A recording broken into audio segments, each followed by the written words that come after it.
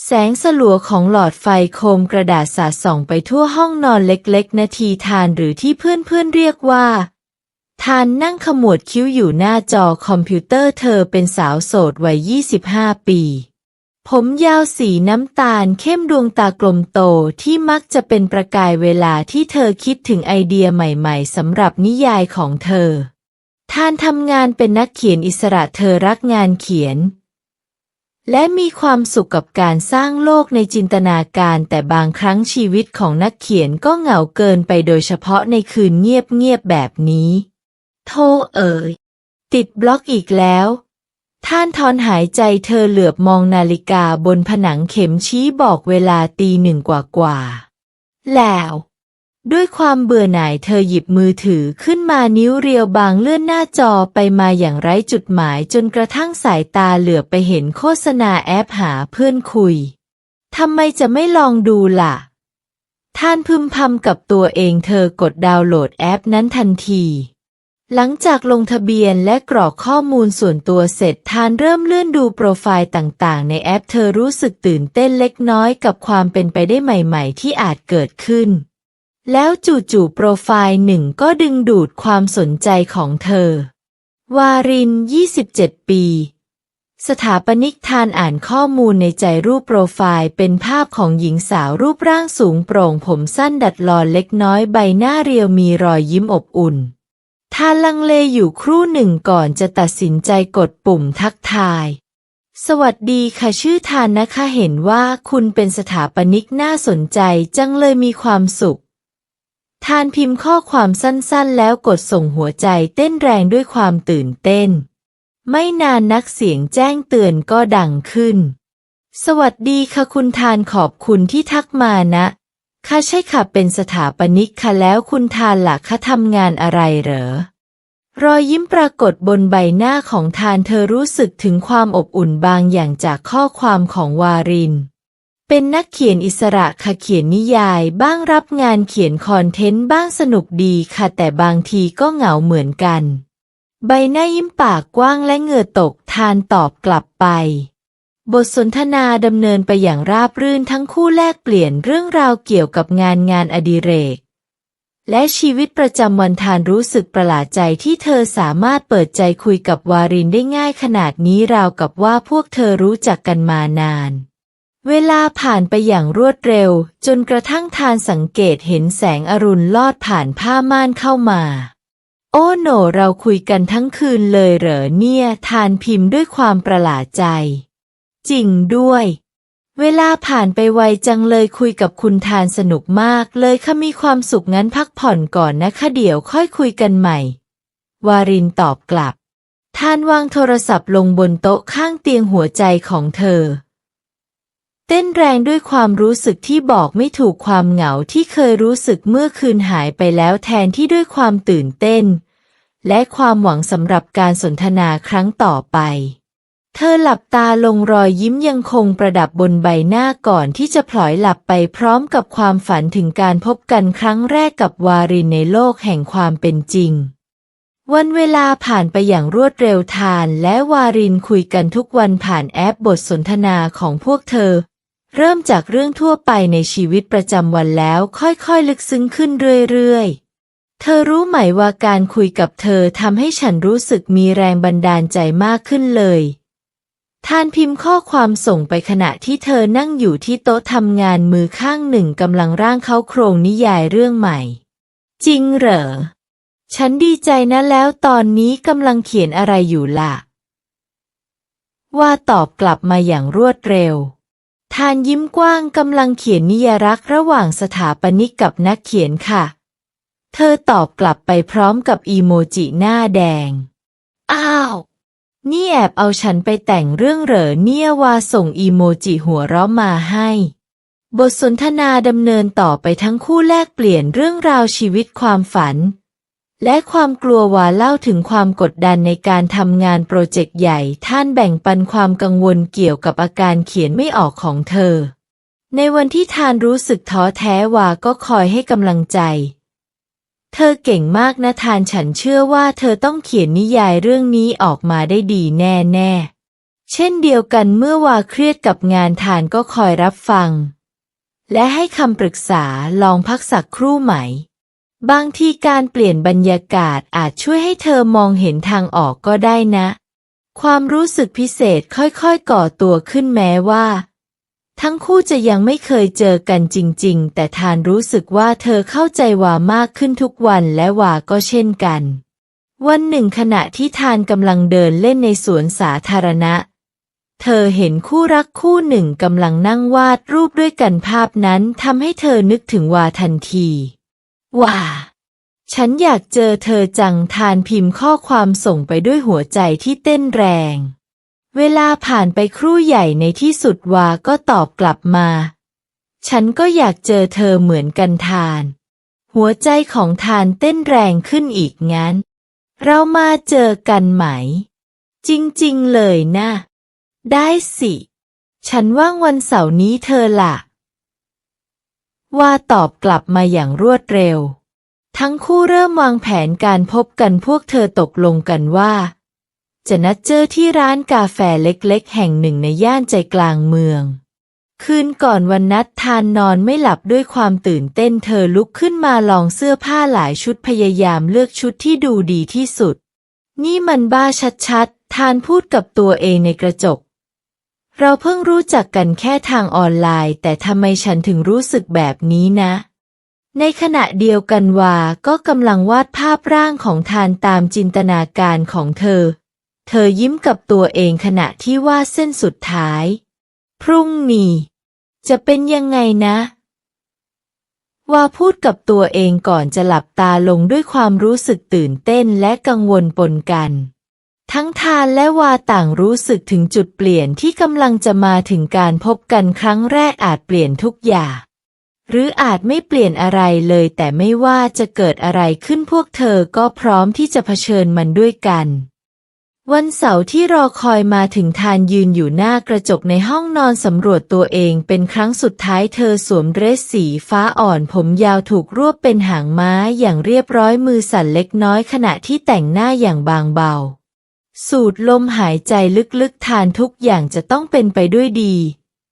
เธอพูดกับตัวเองในกระจกท่านออกจากอพาร์ตเมนต์เดินไปยังร้านกาแฟที่นัดไว้ใจเต้นแรงขึ้นทุกย่างก้าวในขณะเดียวกันวาก็กำลังนั่งรออยู่ในร้านกาแฟเธอมาถึงก่อนเวลานัด15 นาที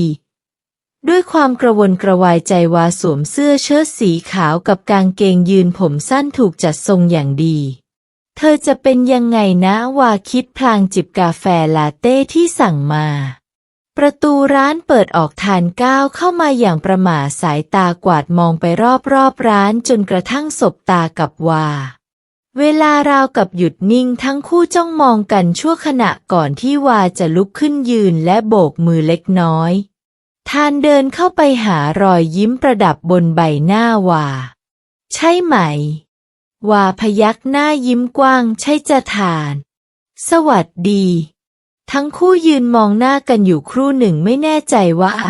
ควรทำอย่างไรต่อในที่สุดวาก็เอ่ยขึ้นนั่งก่อนไหมฉันสั่งกาแฟให้เธอแล้วนะลาเต้ใช่ไหมทานรู้สึกซาบซึ้งที่วาจำได้ว่าเธอชอบดื่มอะไรใช่แล้วขอบคุณนะทั้งคู่นั่งลงบทสนทนาเริ่มต้นอย่างเก้เก้กังในตอนแรกเธอดูดีกว่าในรูปอีกนะวาพูดขึ้นแก้มแดงเรื่อเล็กน้อยทานยิ้มเขินเธอก็เหมือนกันฉันชอบทรงผมของเธอจังบรรยากาศค่อยๆผ่อนคลายลงทั้งคู่เริ่มคุยกันอย่างเป็นธรรมชาติมากขึ้นพวกเธอแลกเปลี่ยนเรื่องราวเกี่ยวกับงานครอบครัวและความฝันเสียงหัวเราะดังขึ้นเป็นระยะ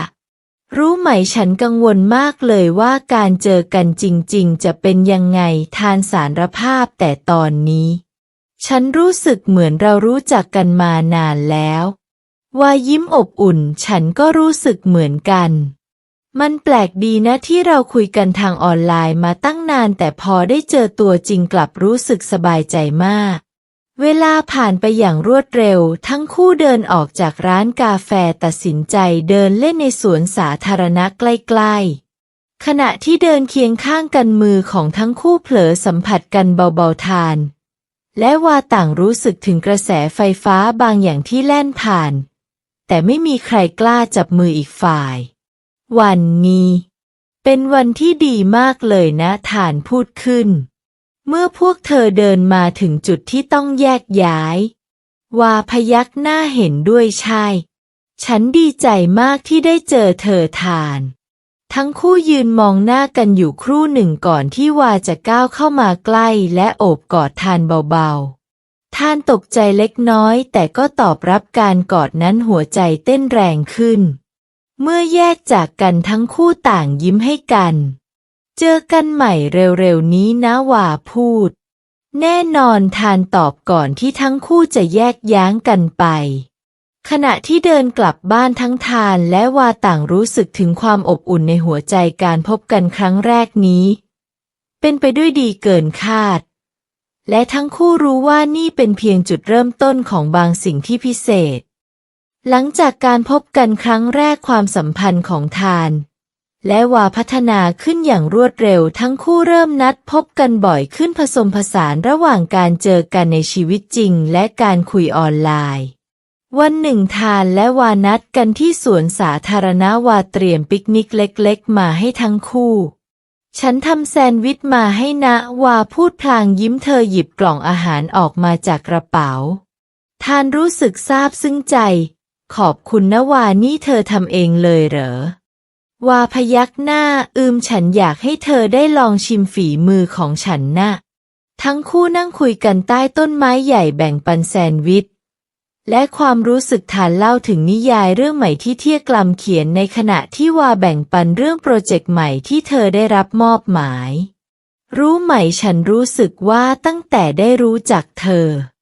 งานเขียนของฉันดีขึ้นเยอะเลยทานพูดอย่างจริงจังวายิ้มกว้างฉันก็รู้สึกเหมือนกันเธอทำให้ฉันมีแรงบันดาลใจในการทำงานมากขึ้นทั้งคู่สบตากันก่อนที่วาจะค่อยๆเอื้อมมือมาจับมือของทานรู้สึกถึงหัวใจที่เต้นแรงขึ้นแต่ก็ไม่ได้ถอนมือออกในวันที่ไม่ได้เจอกันทั้งคู่ก็ยังคงคุยกันทางออนไลน์อย่างสม่ำเสมอแชร์ภาพถ่ายจากวันของแต่ละคนส่งข้อความให้กำลังใจและบางครั้งก็โทรวิดีโอคอลคุยกันยาวนานเธอน่ารักจังเลยตอนหัวเราะแบบนี้วาพูดระหว่างการวิดีโอคอลครั้งหนึ่งทำให้ทานรู้สึกเขินอายแต่แล้ววันหนึ่งทานสังเกตเห็นว่าวาเริ่มตอบข้อความช้าลงบางครั้งก็ไม่ได้ตอบเลยว่าเป็นอะไรหรือเปล่าทานส่งข้อความถามด้วยความกังวลไม่มีอะไรหรอกแค่งานเยอะหน่อยน่าว่าตอบกลับมาหลังจากผ่านไปหลายชั่วโมงทานพยายามเข้าใจแต่ก็อดรู้สึกไม่มั่นใจไม่ได้เธอเริ่มคิดมากขึ้นทุกครั้งที่วาไม่ตอบข้อความในการนัดพบครั้งต่อมาวาดูเหนื่อยล้าและเงียบขรึมกว่าปกติเธอโอเคนะทานถามอย่างเป็นห่วงว่าพยักหน้าแค่เครียดกับงานนิดหน่อยโปรเจกต์นี้สำคัญมากสำหรับบริษัทฉันต้องทำให้ดีที่สุดทานพยายามเข้าใจและให้กำลังใจวาแต่ในใจลึกๆเธอก็อดกังวลไม่ได้ว่าความสัมพันธ์ของพวกเธอจะเปลี่ยนไป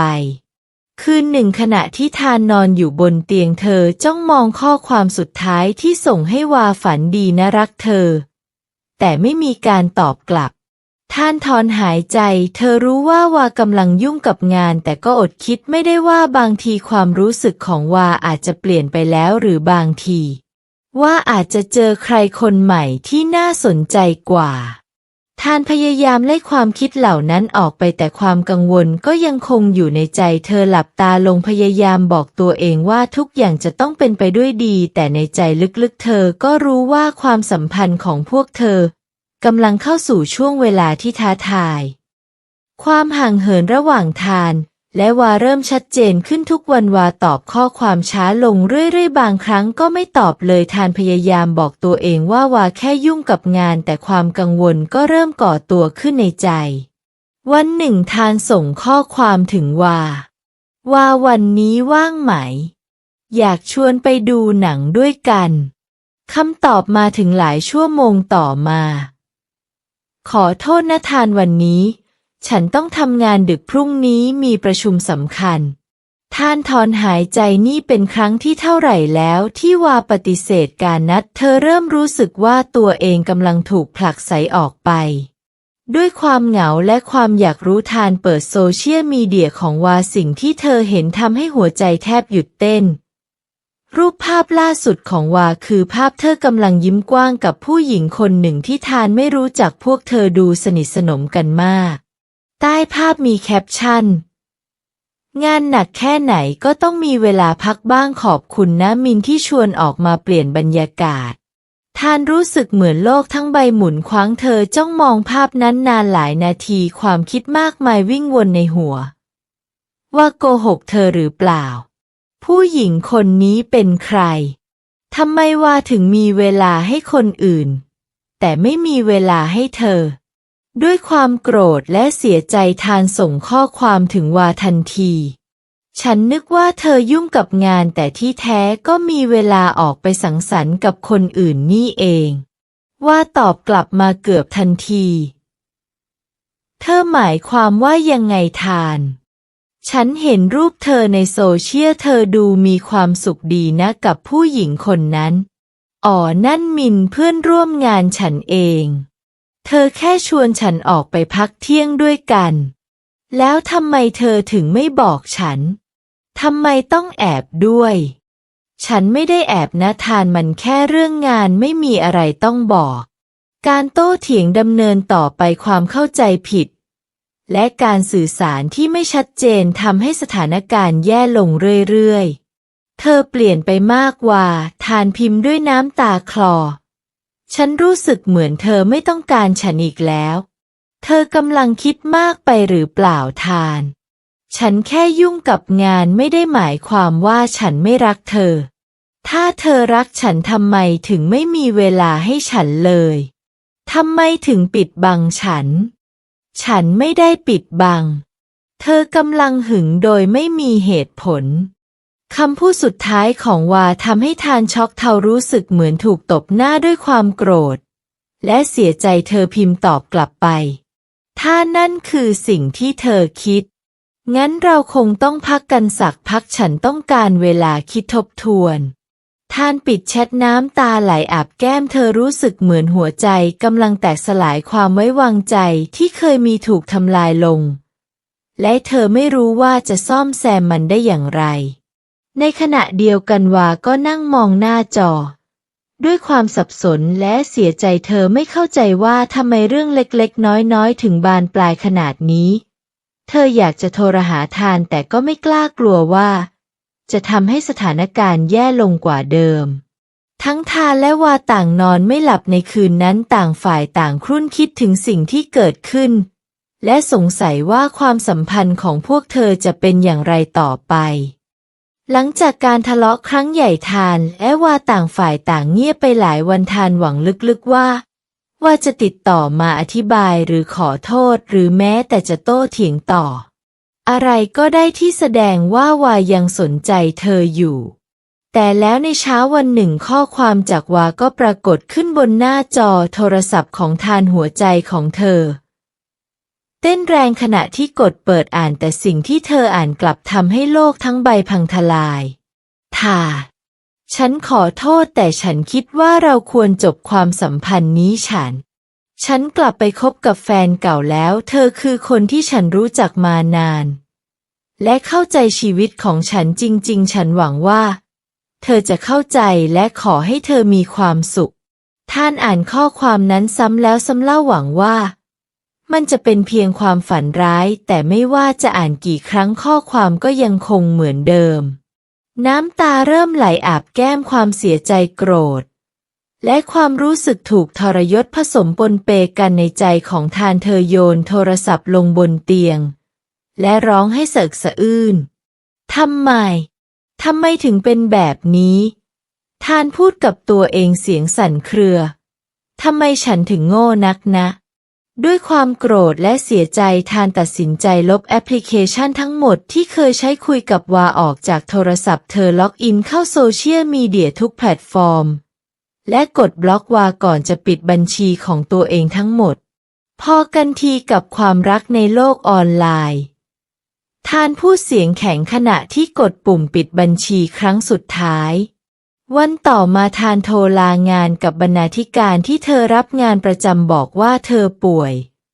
และต้องการพักเธอปิดม่านห้องทึบตัดขาดตัวเองจากโลกภายนอกเพื่อนสนิทของทานน้ำพยายามโทรหาและส่งข้อความมาหลายครั้งแต่ทานก็ไม่ตอบทานเธอเป็นอะไรหรือเปล่า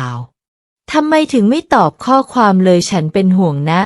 น้ำส่งข้อความมาแต่ทานก็ไม่มีแรงจะตอบทานใช้เวลาหลายวันอยู่บนเตียงสลับระหว่างการร้องไห้และการนอนหลับเธอไม่มีความอยากอาหารไม่มีแรงจะทำอะไรความคิดของเธอวงเวียนอยู่กับคำถามมากมายทำไมฉันถึงไม่ดีพอทำไมความรักออนไลน์ถึงไม่จริงฉันจะเชื่อใจใครได้อีกไหมบางครั้งเธอก็โกรธตัวเองที่หลงเชื่อคนง่ายเกินไปบางครั้งก็โกรธวาที่ทำร้ายเธอและบางครั้งก็โกรธโลกทั้งใบที่ดูเหมือนจะไม่ยุติธรรมกับเธอเลย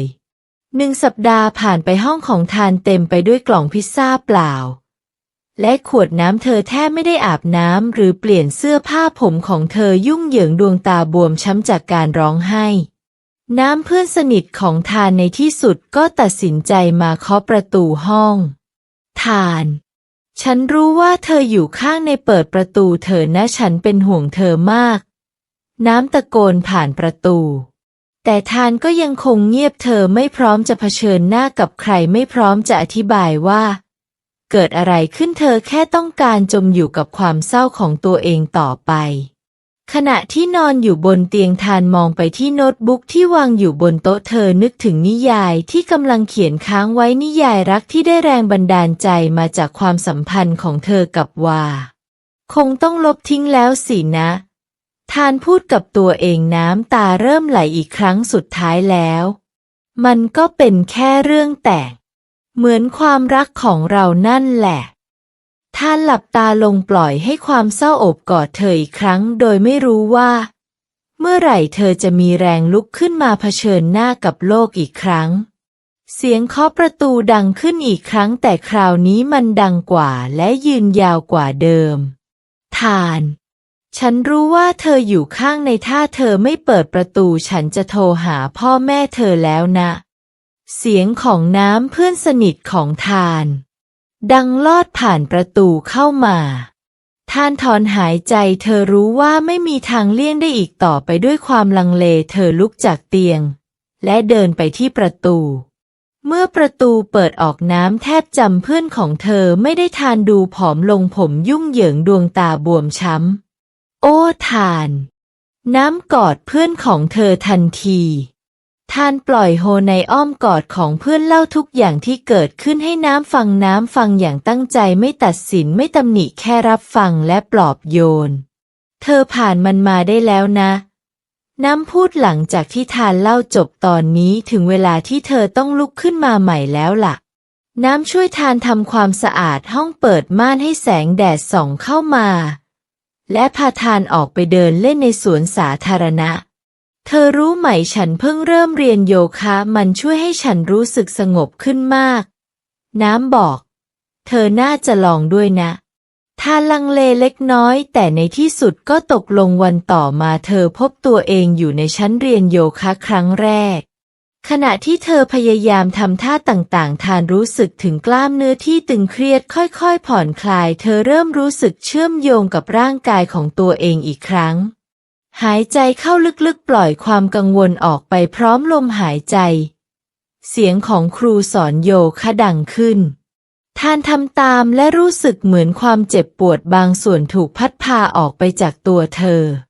หลังจากนั้นไม่นานทานตัดสินใจเข้าคอร์สเขียนนิยายที่ห้องสมุดท้องถิ่นเธอเคยฝันที่จะเขียนนิยายมาตลอดแต่ไม่เคยกล้าพอในคอร์สนี้ทานได้พบกับนักเขียนคนอื่นๆที่มีความฝันเหมือนกันพวกเขาแบ่งปันเรื่องราวให้กำลังใจและวิจารณ์งานของกันและกันอย่างสร้างสรรค์เธอมีพรสวรรค์ทานอาจารย์ผู้สอนบอกหลังจากอ่านงานชิ้นแรกของเธอสามารถถ่ายทอดอารมณ์ได้อย่างลึกซึ้ง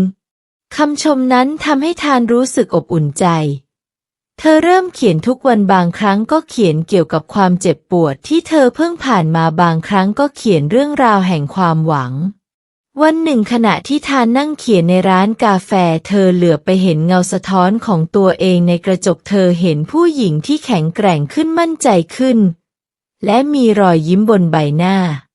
เราผ่านมันมาได้แล้วนะทานพูดกับตัวเองเบาๆเธอเริ่มเห็นคุณค่าในตัวเองไม่ใช่เพราะมีใครมารักแต่เพราะเธอเป็นคนที่แข็งแกร่งและมีความสามารถทานเริ่มออกไปเที่ยวคนเดียวไปดูหนังไปพิพิธภัณฑ์เธอค้นพบว่าการอยู่กับตัวเองก็สามารถมีความสุขได้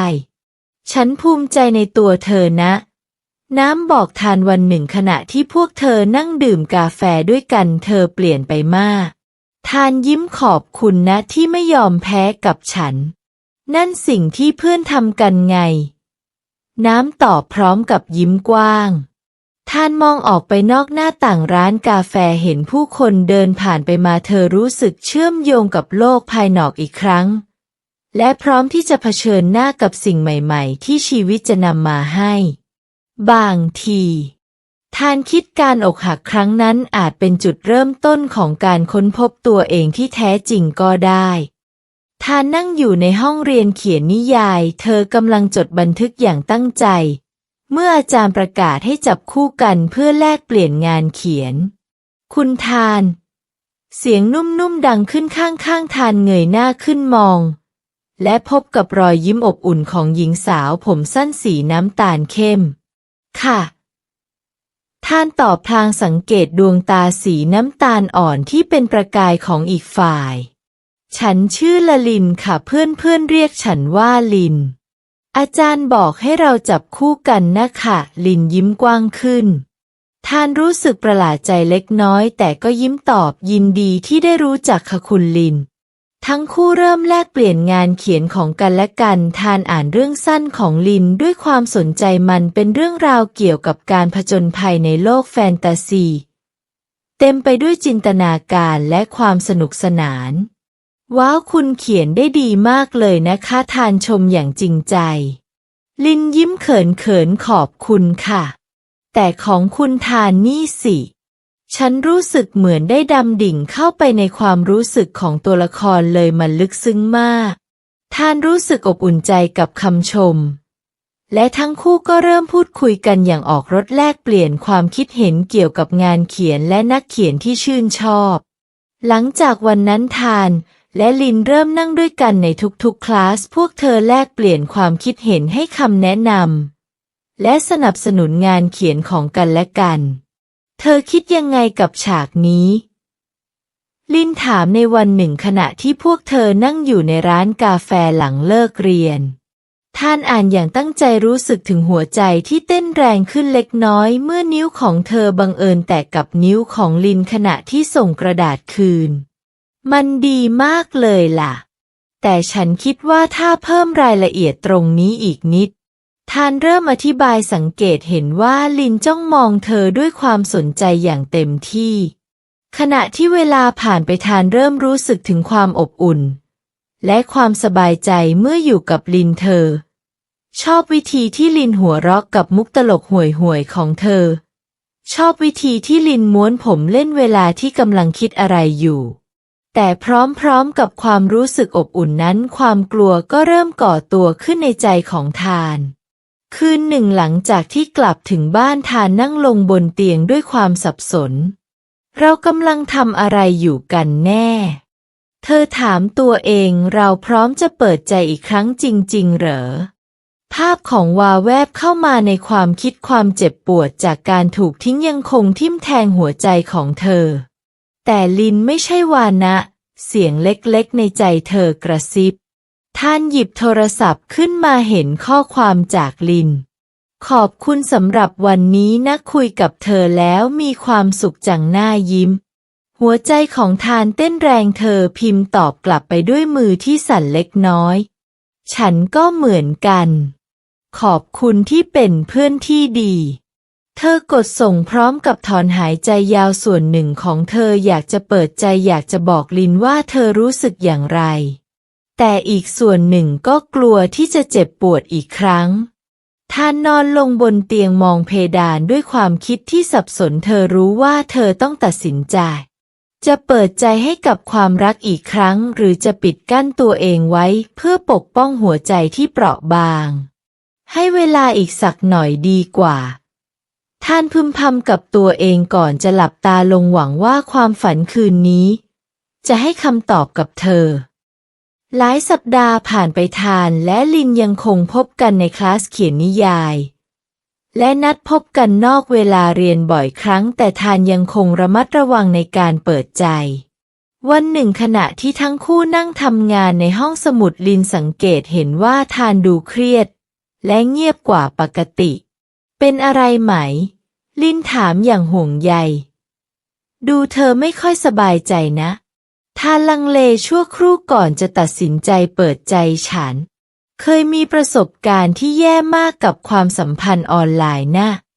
ลินฟังอย่างตั้งใจขณะที่ทานเล่าเรื่องราวของเธอกับวาน้ำตาเริ่มคลอเบ้าตาของทานเมื่อเธอเล่าถึงตอนที่ถูกทิ้งลินเอื้อมมือมาจับมือของทานเบา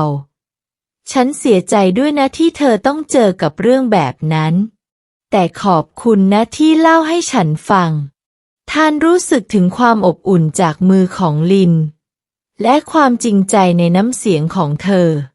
ฉันอยากให้เธอรู้ว่าฉันจะไม่มีวันทำแบบนั้นกับเธอ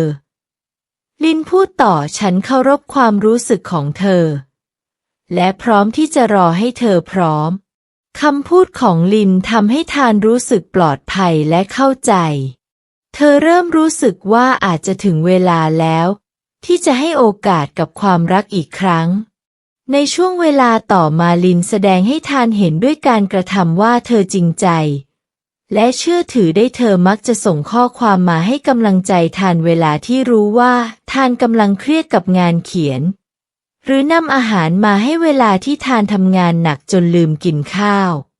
วันหนึ่งลินชวนทานไปเที่ยวพิพิธภัณฑ์ศิลปะด้วยกันฉันรู้ว่าเธอชอบศิลปะและคิดว่ามันอาจจะเป็นแรงบันดาลใจดีๆสำหรับงานเขียนของเธอลินบอกทานรู้สึกซาบซึ้งใจที่ลินจำได้ถึงความชอบของเธอและใส่ใจที่จะหาสิ่งที่เธอสนใจระหว่างที่เดินชมงานศิลปะด้วยกันทานเริ่มรู้สึกผ่อนคลายและเปิดใจมากขึ้นเธอแบ่งปันความคิดและความรู้สึกของเธอกับลินอย่างเปิดเผยเมื่อพวกเธอหยุดอยู่หน้าภาพวาดที่แสดงถึงการเยียวยาและการเริ่มต้นใหม่ลินหันมามองทานด้วยสายตาอ่อนโยนฉันรู้ว่าเธอยังกลัวที่จะเปิดใจและฉันเข้าใจลินพูดเบาๆแต่ฉันอยากให้เธอรู้ว่าฉันจะอยู่ตรงนี้เสมอไม่ว่าเธอจะพร้อมเมื่อไหร่ทานรู้สึกถึงหัวใจที่เต้นแรงเธอมองลินและเห็นความจริงใจในดวงตาของเธอฉันคิดว่าฉันพร้อมแล้วล่ะ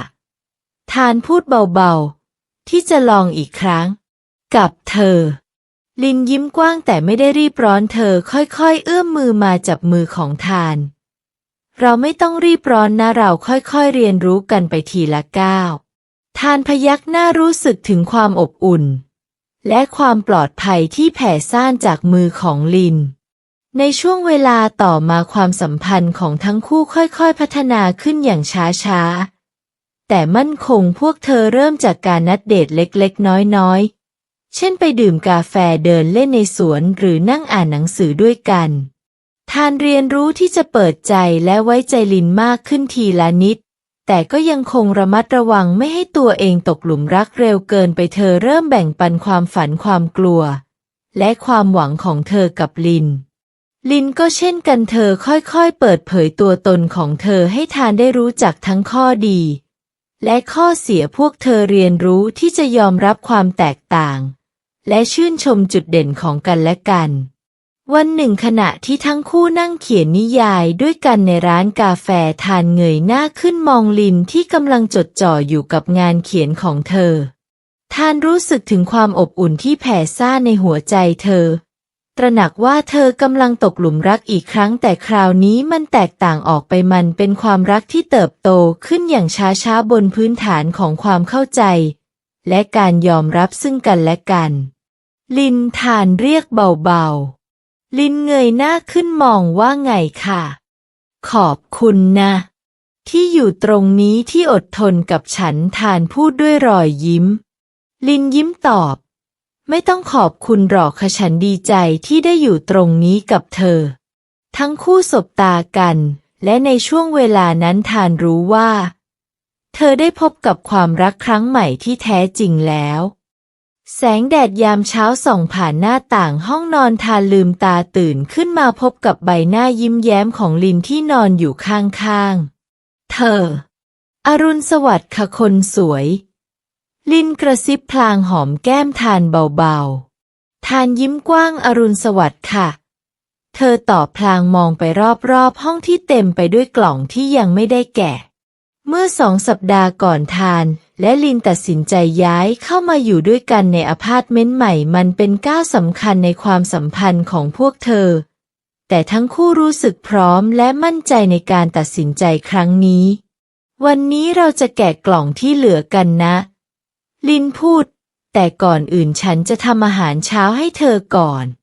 ทานพยักหน้ารู้สึกอิ่มเอมใจกับความรักและการดูแลที่ลินมอบให้เธอเสมอขณะที่ลินเดินออกไปที่ครัวทานลุกขึ้นนั่งบนเตียงหยิบแล็ปท็อปขึ้นมาเปิดไฟล์นิยายที่เธอเพิ่งเขียนจบเมื่อคืนที่ผ่านมารักออนไลน์สู่โลกแห่งความจริงทานอ่านชื่อเรื่องและยิ้มกับตัวเองนิยายเรื่องนี้เป็นเรื่องแรกที่เธอเขียนจบโดยได้แรงบันดาลใจมาจากประสบการณ์ชีวิตของตัวเองตั้งแต่การพบรักในโลกออนไลน์การอกหักการเรียนรู้ที่จะรักตัวเอง